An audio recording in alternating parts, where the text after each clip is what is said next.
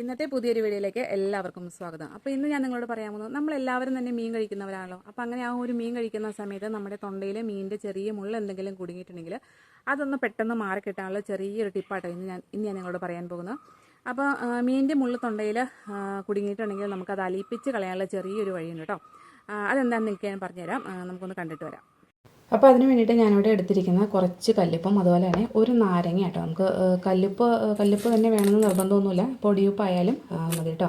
പിന്നെ വേണ്ടെങ്കിൽ ഒരു നാരങ്ങ നമ്മൾ ഫുള്ളായിട്ട് എടുക്കണം. അപ്പോൾ ഈ ഒരു നാരങ്ങ നമുക്ക് ഇനിയൊന്ന് കട്ട് ചെയ്തെടുത്ത് അതിൻ്റെ നീര് നമുക്ക് ഒരു പാത്രത്തിലേക്ക് ഇതുപോലെ ഒന്ന് പിഴിഞ്ഞു കൊടുക്കാം. അപ്പോൾ ഒരു നാരങ്ങ ഫുള്ളും ഇതുപോലെ നന്നായിട്ടൊന്ന് പിഴിഞ്ഞ് അതിൻ്റെ നീര് ഫുള്ളായിട്ട് നമുക്ക് എടുക്കാം കേട്ടോ. ഇനി വേണ്ടത് നമുക്ക് ഉപ്പാണ്. അപ്പോൾ ഞാനിവിടെ കുറച്ച് കല്ലുപ്പാണ് ചേർക്കുന്നത്. അപ്പോൾ നമുക്ക് ആ ഒരു കഴിക്കാൻ പാകത്തിന് വേണ്ടിയിട്ട് മാത്രമുള്ള ഒരു കല്ലുപ്പ് മാത്രം ചേർത്താൽ മതി, ഒരുപാടൊന്നും ചേർക്കരുത്. നമുക്ക് കഴിക്കുമ്പോൾ നല്ല ഉപ്പ് തോന്നുമല്ലോ.